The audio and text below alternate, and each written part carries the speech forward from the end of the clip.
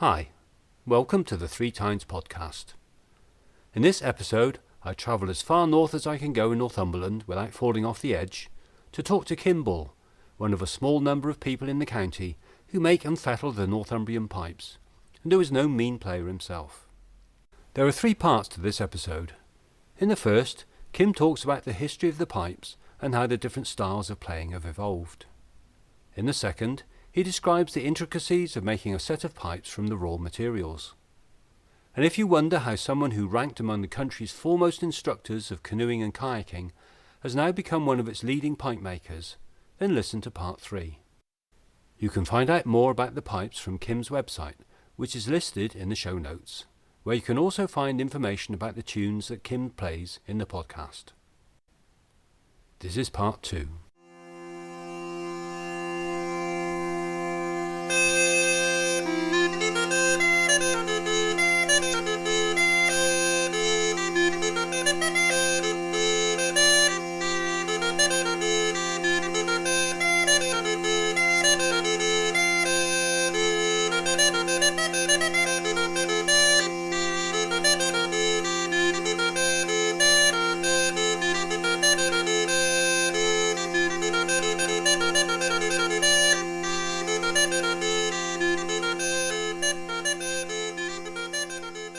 Now, you make pipes. I do. Can you talk us through the process of making a set of pipes? Well, okay. So, remembering that this is an audio podcast. I know. I suppose, yeah. So thinking about how I got into making pipes in the first place. They're a high maintenance instrument, and the reeds are. If anyone's seen an oboe reed or a clarinet reed or something like that, that's sort of the type of thing you're talking about. Very thin slithers of cane, and they are very delicate. And if you're lucky, they'll go for decades without anything going wrong with them. Mm-hmm. But because they're so thin and they're made of cane, they are prone to changes in humidity and temperature. Yeah. And in this county, with our weather, there's a lot of that about. Yeah. So more often than not, you'd find that something would go wrong, and suddenly a drone would stop playing for some reason, or this, that, and the other would happen, and you'd need to know that you could make adjustments to your reeds. And that's probably the riskiest time, because when you're making an adjustment to the reed, they're so delicate that they can be damaged. Yeah. So if you damaged your reed, then it's definitely worth knowing what you need to do to put it right, or even to think, well, actually, I need to make a new one. So quite early on, I got. I suppose I was doing my own maintenance and things like that, and I started to make reeds, and that was all great. And then there was a guy who used to make the leather bags, and he made them in the traditional style. And the Northumbrian Piping Society brought him, and said, right, well, can you run a nice little day showing everybody how you make the bags? So he did that, and I went along to that, which was great. And then I thought, well, actually, I can make bags now if I wanted to. Mm-hmm. Probably wouldn't ever need to. I can make reeds. So all that's left is to make the bits in the middle. So that's how I first got involved with making pipes. And it was something that actually somebody mentioned to me once, because there were only a handful of Northumbrian pipe makers. David Burley, who made my first set of pipes, he retired in 2010. That then brought it down to maybe just three or four active pipe makers who turned out any sort of quantity of sets. And slowly over the last 10 years or so, they've either retired or sadly passed away. So back in about 2015, 2016, somebody just mentioned to me, and they said, why don't you make pipes, Kim? I just dismissed it out of hand. Hadn't crossed my mind, and I thought, I couldn't do that. And then it sort of dawned on me, well, I thought, well, I probably could actually be quite an interesting thing to do. Yeah. And actually, for any budding maker, if you want to make a set of pipes, or if you want a set of pipes, a bit like going back 100 years, it's probably still cheaper to buy the kit and make your own set than it is to buy a set, even just a one-off. But obviously, there's a lot of skill involved in making one to get it to work. Then I thought, well, actually, I probably could. So a basic tool, a bit of kit that you need is a lathe. And again, I'm of the generation where we were taught metal work at school and we used lathes and things like that. So the prospect of all that didn't daunt me at all. And you can pick up ex-school lathes from various outlets now for a couple of £100. Yeah. So you don't need a lot of equipment. If you've got a good lathe, you can do most things that you need to do to be able to make a set of Northumbrian pipes. So I got all kitted up. Of the few makers that were still around, they're incredibly generous with their time and knowledge. So you could just go along and have a chat. They'd show you how to do things, and then you'd go home and you'd start making something. And I remember the first full set I made was in 2016. I probably spent about 90% of my time scratching my head and working out what to do next, or how I should, how do I get this done. And about 5 or 10% actually making the set. So it was quite time consuming from that point of view.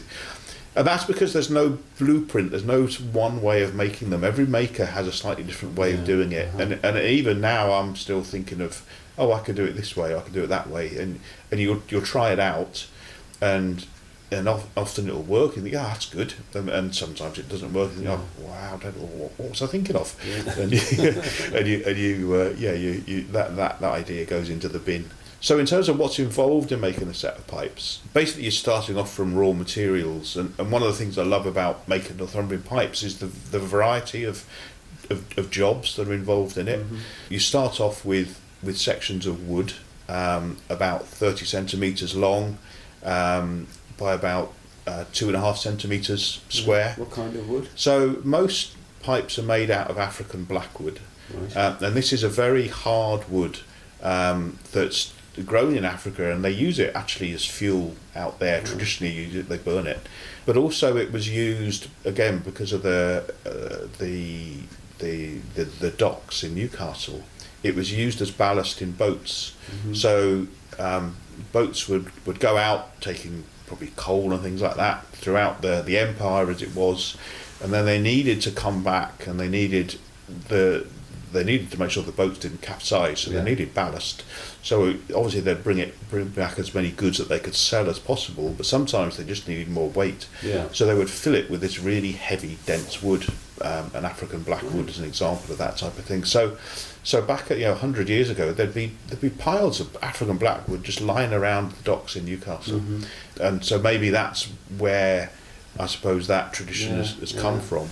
So you don't get Northumbrian pipes made so much out of our own indigenous woods here, and one of the reasons is because actually once people have started to use African blackwood, it's so dense and so heavy that it's hard to beat. We haven't got woods that come close to doing that, and that's because it's very hard, which means that acoustically it's good, so they sound good, but also the way it behaves when you turn it and when you are carving on it, it holds a very fine detail. So Northumbrian pipes are quite delicate, so they look quite delicate with delicate decoration. Therefore they were perfect from that point of view for that.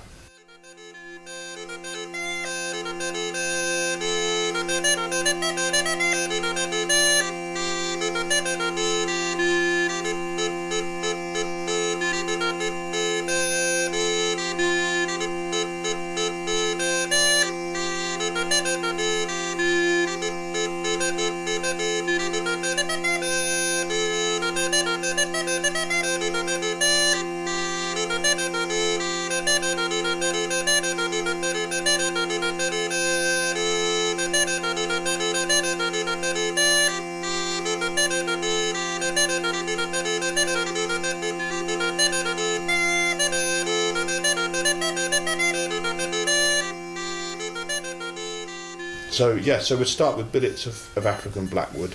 To make the chanter, for example, the first thing to do would be to establish the bore.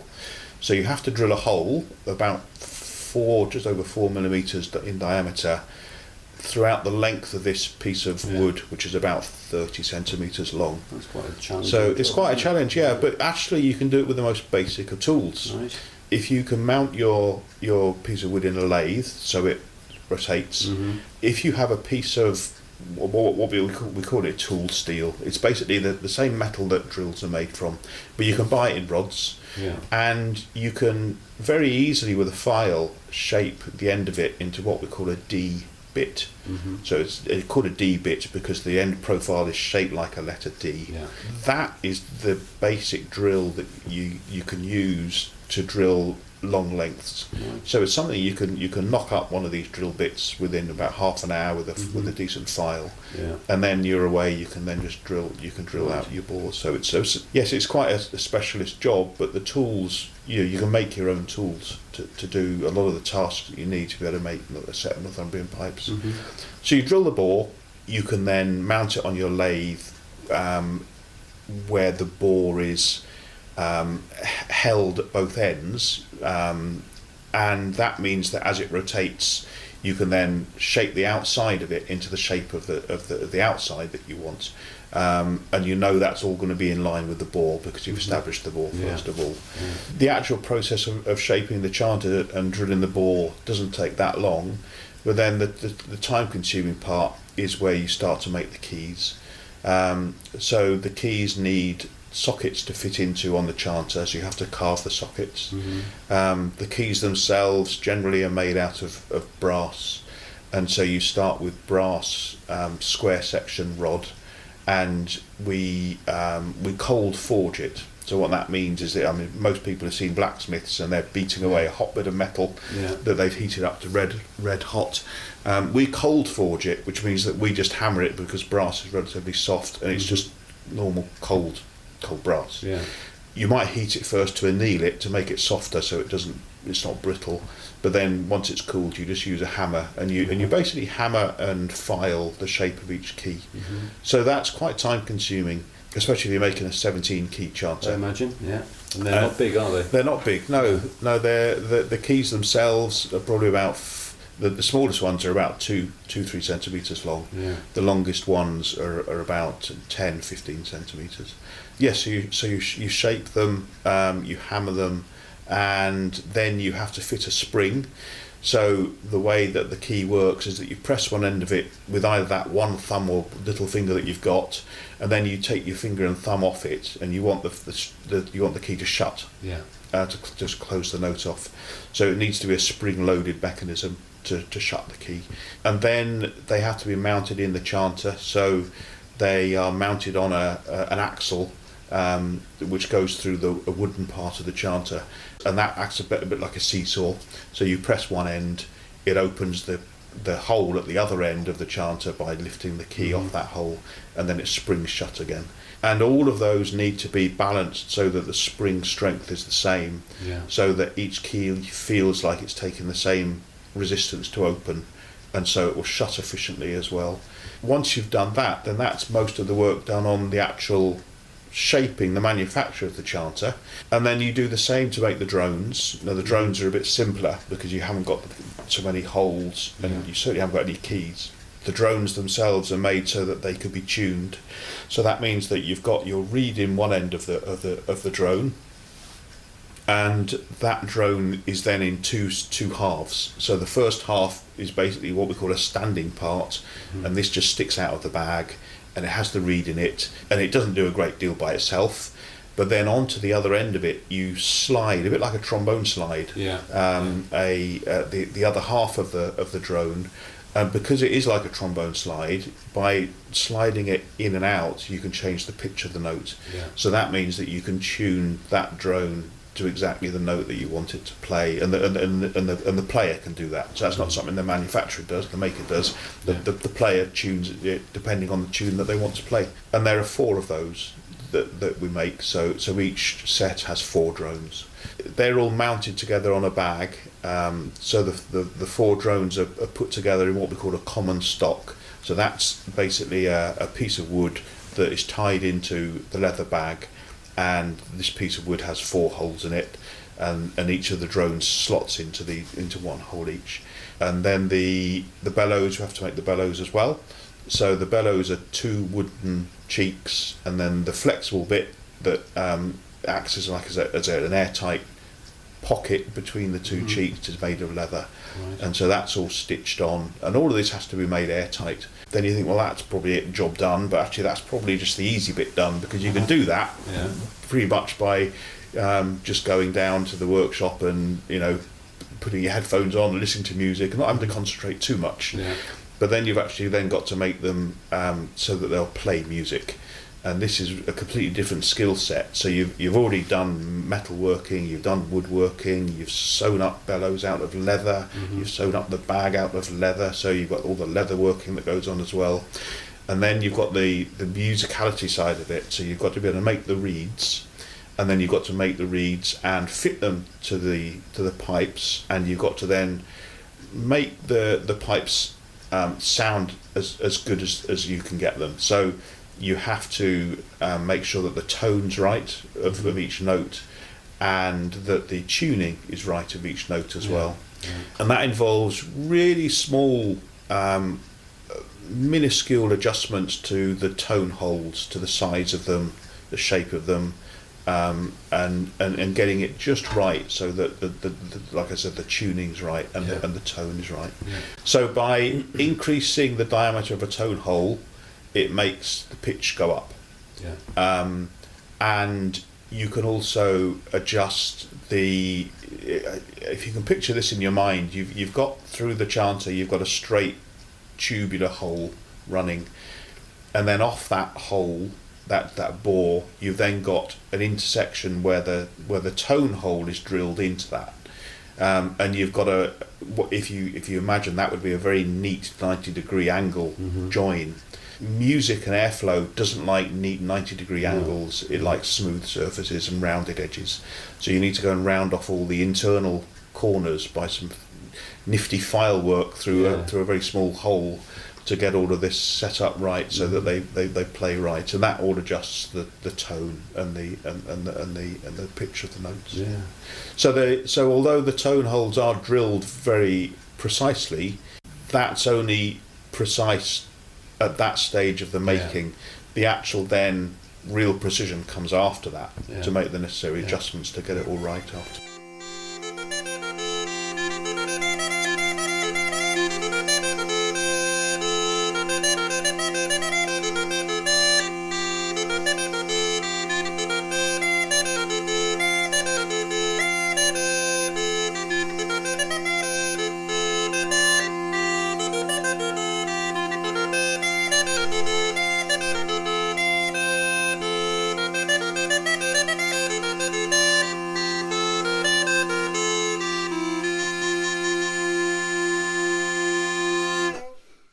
And are you then able to, rather than say, I'm aiming for an acceptable tone for my pipes, for a specific tone, are there recognisably specific tones that you might have in different pipes that people might seek? Yeah, there are, but so there are a few things that you need to get right when you're making the instrument, and that is basically setting the optimum for the hole size and shape, and making sure everything's nice and smooth for the airflow and the sound waves flow. Probably one of the most critical things that affects the sound, though, is the reed. So you can fit the same chanter with a number of different reeds, and it'll sound completely different. All right. So it's a combination. It's a chicken and egg thing.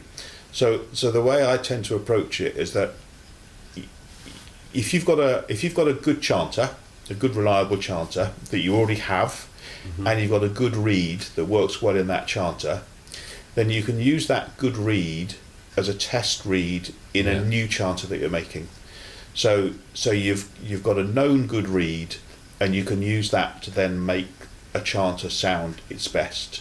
Once that chanter sounds its best, you take that known good reed out and put it somewhere safe, because that's your master reed, and then you make a new reed for the new chanter, which is now finished, because you know that chanter now plays really well. I see, You know, you're making a chanter, and then you're using a known reed to finish the chanter off, and then once that chanter's finished off, you make a new reed, and you make the reed to match the chanter. And if then I do a lot of, we call it fettling, but basically it's repairs for people. So a lot of people are quite happy to play the pipes, but they're not interested in all the adjustments and things that are necessary. So a lot of people will send me their set and say, can you fettle this and make it right, or make a new reed or whatever. And it's a lot easier to do it when you've got it's a lot easier to make a new reed for a set if you've got that set there, because the adjustments you need to make when you're making the reed will be different depending on the chanter that you're going to put it into. So there are some reeds that will work great in certain chanters, and they just won't work in other chanters at all. So even on the reed itself, you're talking about something that's about 30 mil, 3 centimeters long. The piece of cane is wafer thin, or thin, paper thin, and by sanding the cane in certain places in certain ways, adjusting the thickness and the proportions of the reed, you can make the reed sound different. If you're working with a particular chanter and you're thinking, right, well, this bit sounds good, but I'm not happy with this bit, you can make adjustments to the reed to make it work better in that particular chanter.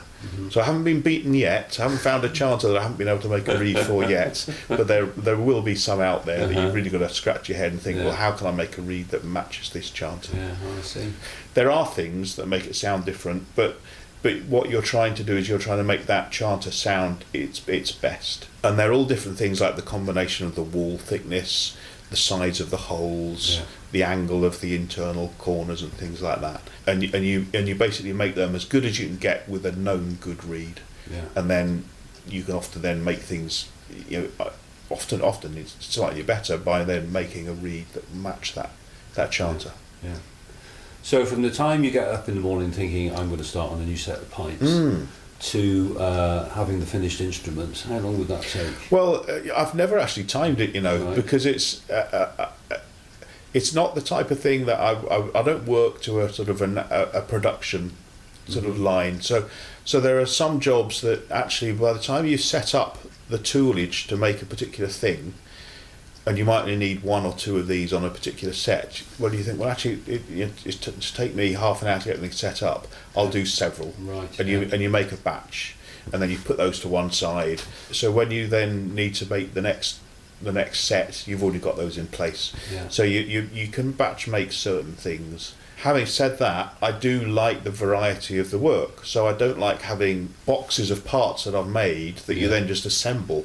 Because there's no I like the fact that I might be stitching up bellows one morning and then in the afternoon turning some brass tubing to make a ferrule or something like that. So I do like the process of making it and going through it step by step. But because of the way that I tend to work, I've never sort of sat down and timed it in terms of how long it actually takes. And then there are other things as well. So like I said, the actual workshop side of stuff can be quite mechanical in that you're going through fixed tasks which don't need there's not a great mental load there. You've got to concentrate, but you don't, you're not having to think all the time. Whereas when it comes to actually the finishing off and the sounding of the chanter, the voicing of it, the setting up the reeds, I find for me that takes a lot more concentration because there are so many variables. You'll find that you make one small adjustment here and that puts right something that you wanted to put right, but it has a knock-on effect of changing something else. So you then got to think, right, well, now what do I do about that? And you've got to always try and keep a step ahead of yourself and think, well, I can do it this way, but that's going to have that effect. Or I can do it that way, and that might have another effect. And you're always trying to weigh up the best thing to do. For me, the way I work, that I do need some reflection time.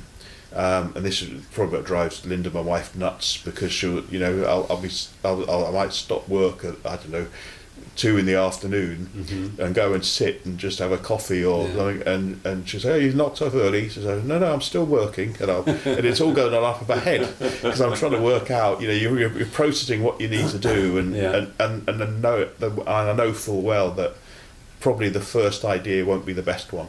You've got to sort of play it through and work out, and then you might have several ideas, and you've got to try and evaluate which one would be the best thing to do. So that's not a clear. There's no right or wrong way of doing it. You just got to try and work out what's going to be the best way for a particular problem, and that's especially true with the fettling side, where you get a set and you've got to work out what goes wrong, why isn't this set playing properly, and it could be innumerable reasons why it's not playing properly. And there are certain steps that you can go through. Is everything airtight? No, right, okay, so let's find out what's leaking. Let's put that right, and then once you're happy with everything's airtight, are the reeds all working at the same pressure? Yes or no? Well, if they're not, then you need to balance the reeds off to get them playing at the same pressure, and then you get them all playing at the same pressure. Well, now are they playing in tune? No. So now what do we do about that?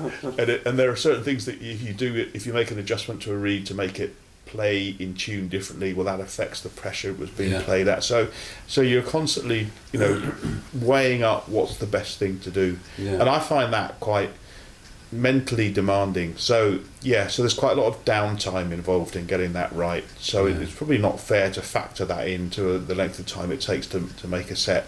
But if I was to be honest and say, somebody said, I had nothing else going, and somebody said to me today, right, Kim, can you make me a set? You've got nothing else you need to do, just make that, please. I could say, right, okay, I'd probably be fairly confident of having it all finished and ready within the month. Right. But you are looking at about a month's work. So that's a lot of work. Yeah. And it's fair to say that a set of pipes is for life, not just Christmas. Absolutely. Yeah. But people like upgrades. The very few people now buy what we call the simple chanter, which is the chanter of 150, 200 years ago, which was no keys. Mm-hmm. Some people still like those, but most people go for the 7-key chanter, which is the chanter that was first set up by Robert Reid back in the early 1800s, and that really is it has stood the test of time. On a 7-key chanter, you can probably play about 70 or 80% of what we call the Northumbrian repertoire, tune repertoire. So most tunes you can play on that. That's the set that is the most popular that people buy. But then after a few years playing, people like the idea of being able to play more of the repertoire, so they'll ask for more keys. And you can't really retrofit keys onto a chanter, you have to have a new chanter. So people will often ask for an upgrade, so they might go from a 7-key set to an 11-key set, or a 14-key set, or a 17-key set. So even though a set is for life, people like to add to that as well. And there are other factors as well. So we haven't talked about the actual pitch, the tuning of Northumbrian pipes. Mm-hmm. Traditionally, they would have been in what we call concert pitch, but this is concert pitch of old. So this is concert pitch of 200, 300 years ago. And concert pitch over the period of time has got sharper and sharper. If we were to play a G note now, a couple of hundred years ago, that G would have sounded more like an F, or an F and a little bit. So this is in very simple terms. But because Northumbrian pipes started being made then, most Northumbrian pipe sets now are what we call traditional piper's pitch, and that is just slightly sharp of F. In recent years, people have been asking for concert pitch sets. So quite often people will have a traditional pitch set, and they'll also have a concert pitch set as well for playing with other musicians and other instruments in particular. So you get your first set, and then there's various add-ons that you can have in terms of keys and things like that, and another chanter to go with it that plays in concert pitch. Yeah, right. Well, that's absolutely fascinating. Thank you very much. You're very welcome. Now, you play your own pipes. Yes. Do you have any recordings of your work? Or yes. would you like to play live? Yeah, well, no, I've got some recordings, actually. Oh, right. So I've got a website. Mm-hmm. It's northumbrianpipes.co.uk. And on there, there's some nice little articles about history of the pipe. So if you're interested in that side of things, you can have a look at the frequently asked questions. It tells you all about the different types of pipes that you can get as well, and like I said, about the history of them. But also there's a page with sound samples, and there's some little videos on there, Yeah. some clips that take you to SoundCloud where there's some recordings and things too. Yeah. So yeah, they're all on there. It's quite a lot. Thank you very much, Kim. You're very welcome. It's been a pleasure. It has been a pleasure. Yeah.